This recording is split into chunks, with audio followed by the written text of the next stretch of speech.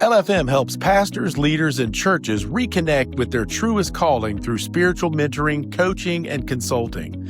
In a noisy, performance-driven culture, we invite people into sacred spaces to hear God's voice, clarify direction, and move forward with joy, courage, and lasting kingdom fruit.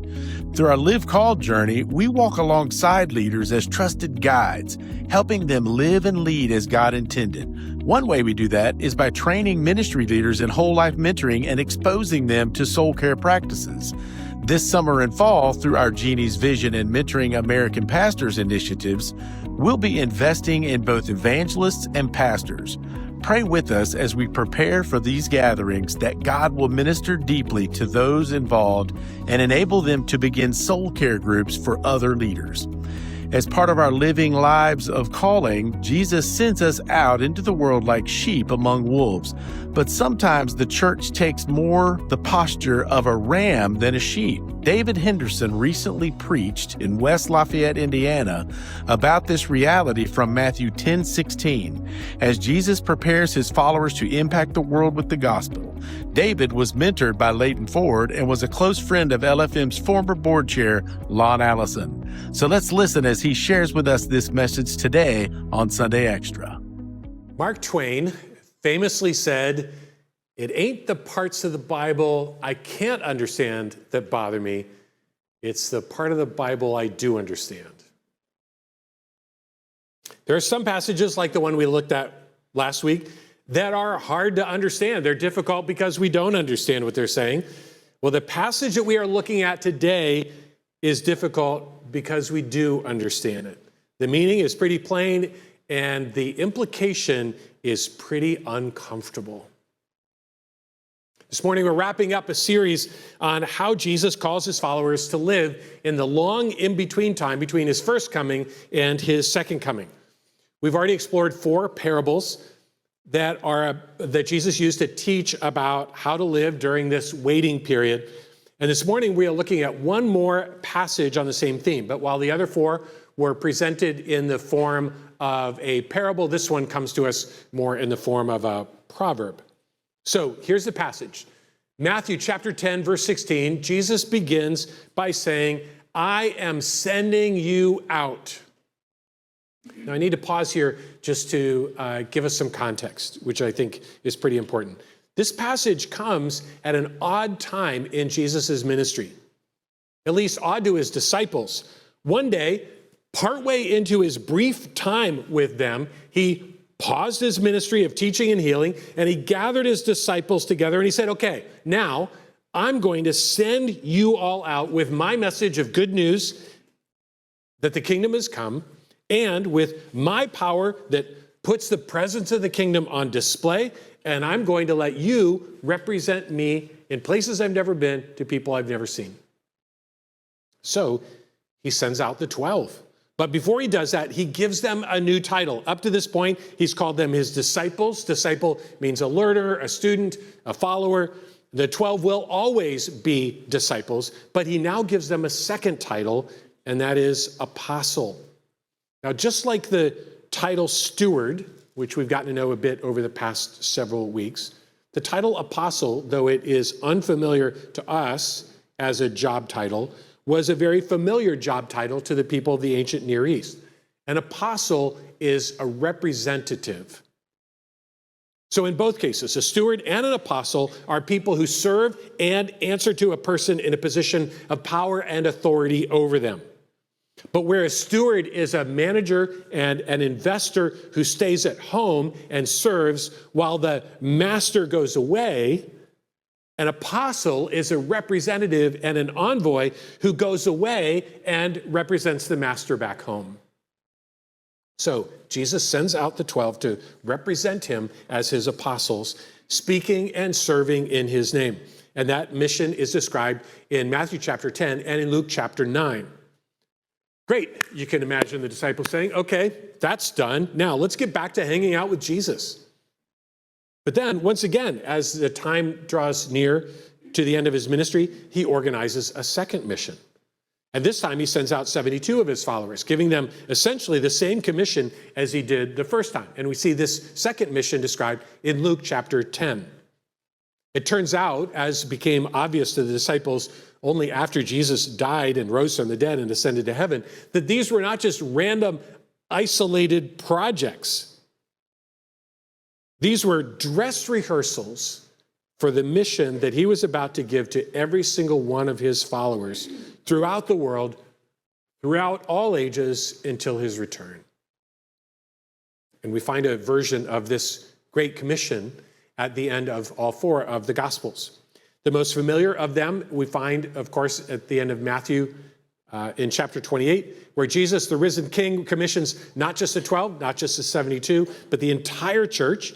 All authority in heaven and on earth has been given to me, Jesus says, therefore go and make disciples of all nations, baptizing them in the name of the Father and of the Son and of the Holy Spirit, and teaching them to obey everything that I have commanded to you. And surely I am with you always, even to the end of the age. We also find a much simpler and much more direct version of this commission in John's Gospel in chapter 20. When, after the resurrection, Jesus gathers together with his followers, and he says simply, as the Father sent me, so I am sending you. We'll come back to that one in a bit. So I told you that we are looking today at a passage that is really difficult, not because it's hard to understand, but because its meaning is so clear.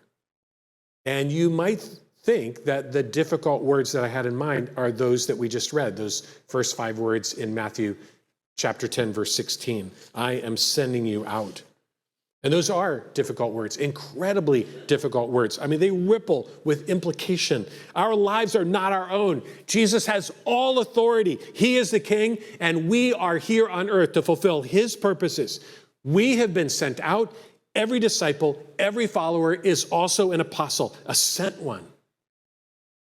Is that how you understand yourself? Fundamentally, as a sent person? And is that how you see the people around you?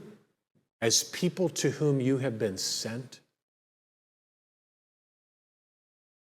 But now we come to the part of the passage that is really difficult. Especially today, given our current cultural climate, with how riled up people are in the political realm, how riled up they are in the evangelical world, how quick everyone is to attack and to attack back. I think it's possible that the words that follow those 5 words are even harder for us to really accept and to take to heart. In fact, I wonder if this may not be one of the hardest passages that we have looked at in a long time. So before we read them, I just want to encourage you to stop and to ask God by his Spirit to help you put your guard down. And when the yes buts rise up, which they will, to just set those aside in order to take to heart the core message of these words. Let them penetrate deeply, really deeply into the heart of who you are.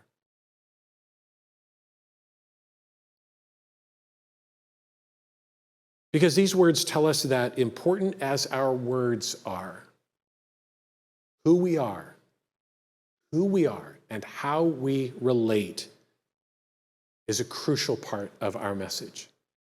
As Florine told us a couple of weeks ago, we are the message. Wherever we go, whoever we see, whatever we post on social media, whatever we say, whatever we do, by the way that we say it and do it, we are giving this world a basis on which to form their impression of this Jesus whom we love and serve. I was in a conversation with someone recently in our community, someone in that wide circle of service people who often, as we said last week, can become invisible to us. This is someone who interacts with a lot of people every day. And she said to me, you are the very first Christian I've ever met who was kind and who took the time to get to know me and who treated me as a person and didn't leave me feeling judged. I share that not because of the light in which that puts me, but because of what that says about her experience of Christians in general. Those words were as sad to me as they were humbling. Wherever we go, Jesus sends us. And wherever Jesus sends us, we offer the world not just a message from Jesus, but a picture of Jesus. What is the picture that you hold out before this world? Here's what Jesus says next. I am sending you out like sheep among wolves. Therefore, be as shrewd as snakes and as innocent as doves. We saw what Jesus wants us to do. He spells it out clearly. Go out and proclaim that the kingdom has come. Make disciples in my name. And now he tells us how he wants us to do it. Go out into this world in the same way that I did, like sheep among wolves. Wow, is that difficult? Not difficult to understand, but so difficult to accept, so difficult to swallow, especially in our rights-based society that encourages us to think about ourselves ahead of the people around us. So let's just open this up a bit. Jesus says, I am sending you out like sheep. The word Jesus uses is a generic term for sheep. He doesn't name a specific breed, but the only type of sheep in Palestine in the time of Jesus was the Awasi sheep, the same kind of sheep that's most common there today. Yes, this is the National Geographic edition of this passage that we're going through this morning. So from what I've read about Awasi sheep, these are the things that they're known for. Listen to this. They are adaptable, non-anxious, easily adjusting to new circumstances. They have a remarkable ability to go without for long periods of time without making a fuss about it. When difficulties arise, they remain quiet and docile, calm and not frantic. And they are trusting, peaceable, docile, and friendly towards strangers.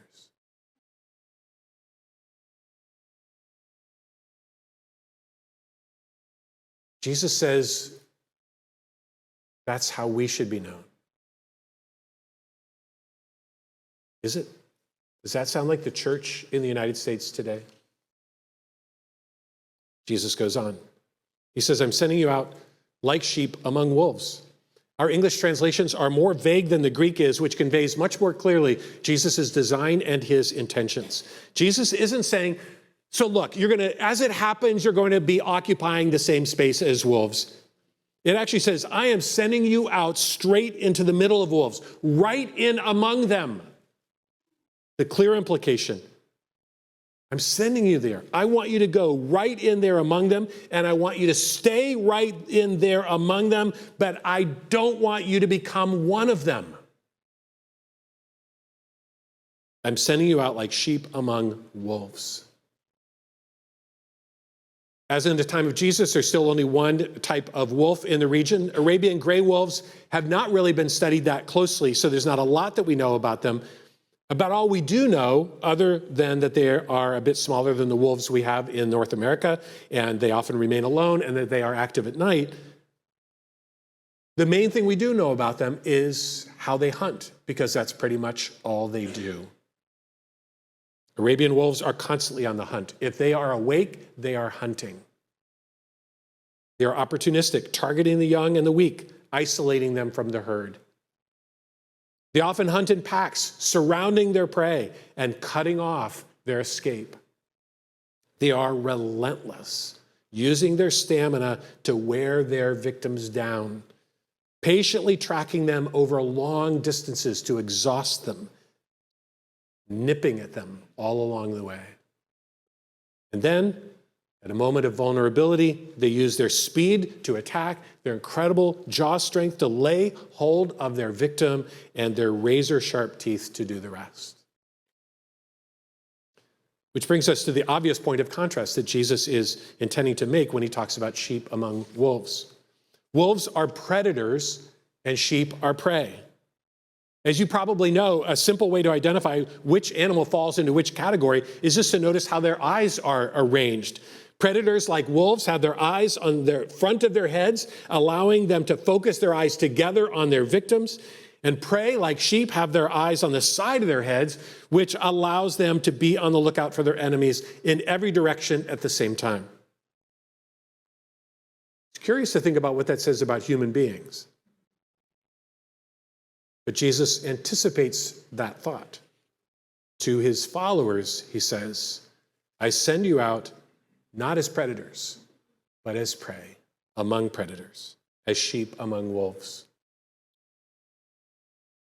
And we say, or at least some of us say, okay, I get it. All right, I'll go with that. But just give me this trim package.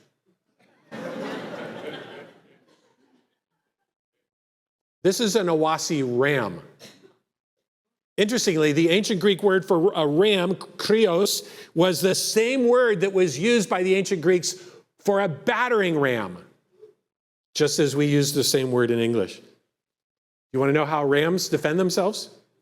Through combat and domination. Like battering rams. Rams use their horns to assert their dominion, sometimes bashing into their enemies head on, sometimes locking horns with them and pressing them down into submission. So the way they defend themselves is by going on the offensive. At least from my vantage point, this seems to be one of the more popular models of sheep in the evangelical church in the U.S. But I'm afraid I'm not the only one who thinks that. According to recent research done by the Barna Group, while the majority of Christians see themselves as caring, friendly, encouraging, generous, and good-natured, fewer than 10% of non-Christians see Christians in that same way. According to Barna, half of non-Christians in the U.S. see negative qualities in evangelicals, and 1/4 of them see evangelicals primarily or even exclusively in negative terms. Why? Because they associate them with power, control, and intolerance. In other words, because they act like battering rams. By taking the offensive, they have become offensive. It seems as though some evangelicals have never read Matthew chapter 10, verse 16. And they certainly don't seem to have read Luke chapter 10, verse 3. This is what Jesus says as he sends out the 72 on their second dress rehearsal. Luke chapter 10, verse 3, now go, but remember, I am sending you out as lambs among wolves. Not just sheep, but lambs. Young, weak, hornless, defenseless lambs. So when wolves circle and attack, if the sheep are not rams, how do they defend themselves? Well, first, they keep watch for threats constantly. God has given sheep absolutely amazing senses. I had so much fun on so many rabbit trails in this sermon, as you can tell. So this is one of the things that I learned. This is so cool. Like many prey animals, did you know this? They have rectangular pupils, sheep do. And in eyes that are placed so far apart, that allows them to have a clear view in every direction, even when their heads are all the way down and they are grazing grass. They can rotate their ears toward any suspicious sound. They have an incredible sense of smell that allows them to smell a wolf hundreds of yards away. So between their sight, their hearing, and their sense of smell, they can recognize a wolf almost a mile away. And then they do what they can to keep their distance from their enemy. And if that wolf approaches and it gets too close, then they run. They flee, sprinting away while keeping an eye on the enemy behind them. But, this is so crucial, they don't scatter as they run. They instinctively band together, finding strength in numbers. And then they keep watch together, all of them pressed together, their ears open, their noses reading the wind, their eyes fixed on their enemies. Isolated sheep are vulnerable sheep. A tight flock is almost impossible for a wolf to attack. When I was in Nepal a few years ago for a seminary in a suitcase, our Nepali friends introduced us to their country's favorite game. It's called Bag Chai, or Tigers and Goats. Anybody played it? It's an awesome game. You ought to grab it. So it's what is known as an asymmetrical game, unlike chess or checkers where you have equal opponents. In an asymmetrical game, you have predators and you have prey pitted against each other, 20 goats in this case trying to fend off the attack of 4 tigers. When Jesus sends his followers into the world, it is the ultimate asymmetrical game board into which he sends us. Mike, I was thinking you would absolutely love this. You probably know all about this and played this before.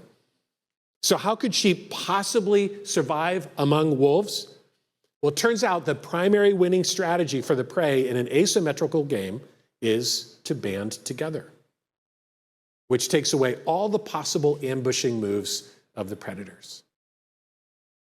All right, let's look quickly at the other half of the verse. Jesus says, I am sending you out like sheep among wolves, therefore be as shrewd as snakes. The word for snake here is a generic one. There are more than 30 species of snakes in Israel, and this is a word that includes all of them. But just to give you an idea of what led people from the Near East to think of snakes as shrewd, let me introduce you to one of the more common. This lovely little guy is an Arabian horned viper. They are found in deserts throughout the Middle East. These guys are not loud or aggressive. Instead, they use their camouflage to blend perfectly into their surroundings. Sometimes both to stay cool and to stay safe, they burrow down into the sand, tail first, so that all that can be seen of them is their eyes and their nose. And, contrary to appearances, they are even-tempered and patient, slow to be triggered, even slower to strike at a potential threat, even to the point of warning an animal that's getting too close, rubbing its scales together and creating a hissing and a crackling sound before they strike. Jesus tells us that we should display that sort of shrewdness. Now, it's interesting, when he talks about the shrewdness or craftiness of snakes, Jesus is quoting directly from Genesis chapter 3 and the story of the evil one tempting Eve. This, I think, is so profound. According to the early Jewish teachers in their interpretation of Genesis 3, the shrewdness of the serpent revealed itself in this way, by how deeply it understood the ways of the human heart. Isn't that fascinating? I think that's exactly what Jesus is calling us to. That sort of depth of understanding of one another. In the book of Proverbs, this word is actually used often to describe godly men and women who show themselves to be wise and to be insightful. Interestingly, this is the very same word that we spent some time with last Sunday when we looked at Luke chapter 16 and the parable of the dishonest but shrewd steward. Remember that the result of that shrewd steward's creative and strategic thinking and action was twofold. Not only did everybody think better of him, but they were left with a higher view of his master as well. I think for us as followers of Christ, that is a mark of our putting our shrewdness on display, those same two results. So Jesus calls us to that sort of cunning, the cunning of a snake, but without the venom. He also tells us that we should be as innocent as doves. This is a tor dove, one of the most common doves in Israel. It's also known in England as a turtle dove when it migrates there for the summer. Doves are harmless, as in completely harmless. They are among the very most vulnerable of birds. They are essentially defenseless. They feed out in the open on the ground, and they build their nests on the ground. And when they fly away, they fly slowly and they fly straight up into the air, making them an easy target. The word innocent that Jesus uses to describe them means pure, not mixed together with something that doesn't belong there. When it's used to describe a person, it means guileless, free of any hint of evil, not characterized by scheming or manipulation or self-serving ambition or vindictiveness. When shrewdness is joined with dishonesty, it always leads to end justify the means scheming and deception. But when shrewdness is joined to dove-like goodwill and a gentle heart, it will inevitably express itself in warm acceptance and gracious forgiveness and loving sacrifice. I'm sending you out like sheep among wolves. Therefore, be as shrewd as snakes and as innocent as doves. Dale Bruner is a Presbyterian theologian and New Testament scholar who wrote a wonderful commentary on the book of Matthew. And I'd just like to read a section of it because I think this is so insightful and profound about this specific passage. This is what he writes. This passage that we've just read is the motto of Christian mission. The missionary disciples' coat of arms consists of 4 panels, with one animal in each panel: a sheep, a wolf, a snake, and a dove.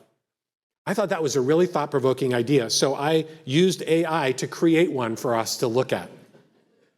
So as I read on, just study this. Take a look at it. This is what Bruner goes on to write. We may be disappointed to be called sheep. Wouldn't tiger be better? Sheep are not the most impressive creatures in the animal kingdom. Yet the challenge of discipleship is precisely to give up the world's standards of heroism. Jesus does not say that we are to become sheep, but more fundamentally, we are in fact going out as sheep in the midst of wolves. This sheepishness is due to the non-violent nature of Jesus' work. We are not primarily fighters. We are not allowed to be haters. And we cannot even use the arsenal of invective that revolutionary movements seem to find necessary for motivation. Disciples are not to see themselves as engaged in conquering conquests or crusades. Jesus' portrait of sheep among wolves teaches disciples their vulnerability. But his portrait of snakes says, don't be stupidly vulnerable. Disciples are not asked to imitate everything in snakes, their stealth or poisonous attacks, for example, only their intelligence, their discernment. The first wisdom of serpents is simply the prudent realization that they are amid wolves.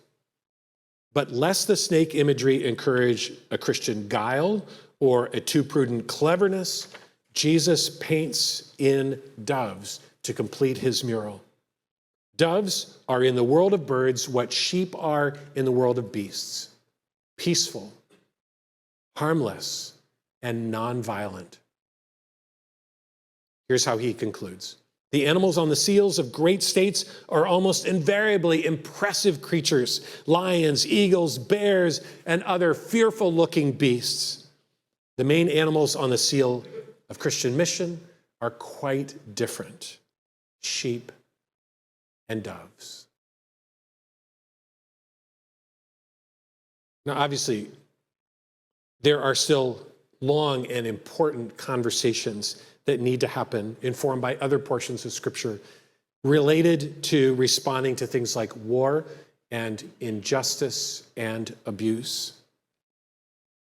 But Jesus is giving us a basic posture of the heart with which he desires that we would walk through this fallen world.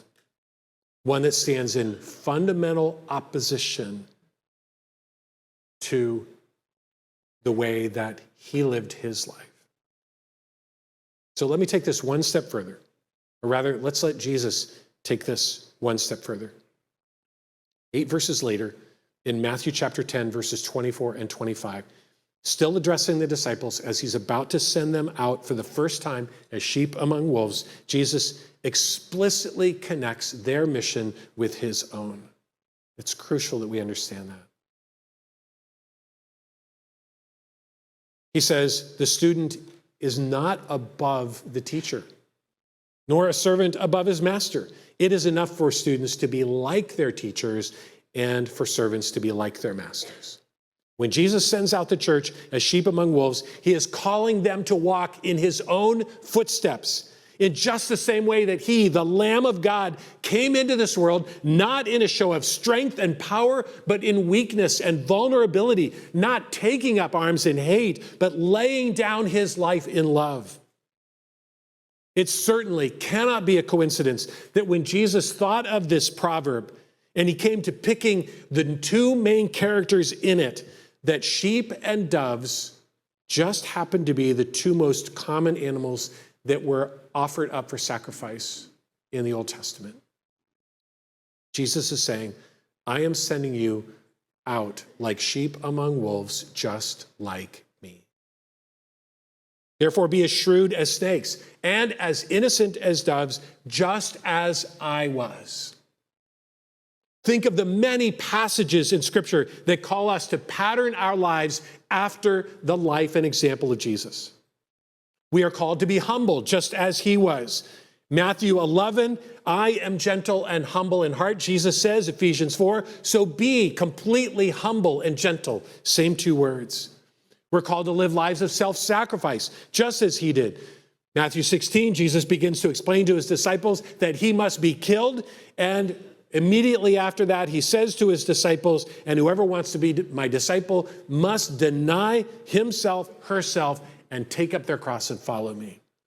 We are called to refrain from a life of force and violence, just as he did. Jesus' followers say, Jesus, should we strike with our swords? Jesus says, no more of this. Put your sword back in its place, for all who draw the sword will die by the sword. And we are called to refuse to respond to power with power. We are called to refuse to answer attack with counterattack. We are called to refuse to retaliate when we are wronged, just as he refused to do. 1 Peter 2, if you suffer for doing good and you endure it, this is commendable before God. To this you were called. For Christ suffered for you, leaving you an example that you should follow in his steps. And when they hurled their insults at him, he did not retaliate. And when he suffered, he made no threats. Instead, he entrusted himself into the hands of the one who judges all things justly. So when Jesus says, I am sending you out like sheep among wolves, therefore be as shrewd as snakes and as innocent as doves, he is saying, just like me. In the same way the Father sent me, I am sending you. So what gives us the freedom to go out into this world as vulnerable sheep among ruthless wolves? It certainly isn't the confidence that everything will go the way that we would want it to go, or that we'll get our way, or that we won't get hurt. Instead, it's the confidence that Jesus is the King, and he is with us, and he is coming back. We can cling to our hope, to that hope, and we can wait in patient confidence, knowing that he will return, and that when he does, he will put this world right. And as the prophet promises in Isaiah chapter 11, verse 6, look at those words. In that day, the wolf and the lamb will live together. The leopard will lie down with the baby goat. The calf and the yearling will be safe with the lion. Why? Because a little child, Jesus, will lead them. So how does Jesus call us to live in this in-between? With urgency, knowing that the door is closing, with urgency on behalf of those God places around us. The window of opportunity to put the love of Jesus on display is closing. And with hope, certain that the King is coming. And when he does, he will make all things new. And as we wait for that day, we are called to show love even to those who don't show love to us. To love our enemies and not to hate them, to forgive those who wrong us, free of hate, refusing to retaliate, and trusting ourselves to God rather than relying on our own devices, depending on the one who is our example and our life, depending on Jesus, the Lamb of God, Jesus, the Lion of Judah, Jesus, the coming King. As the worship team comes up, would you respond to God in the silence and in the song that we're singing together? What do you want to say to him in the light of what he has said to us this morning? Thank you so much for joining us today for Sunday Extra. We are so excited that you would spend your time with us. If you'd like to help LFM, you can click this QR code in the corner. You can learn all about ways that you can pray, ways that you can help and support, and we would really appreciate that. Hope you have a wonderful week and hope you'll join us right here next time on Sunday Extra. Have a great week. Thank you.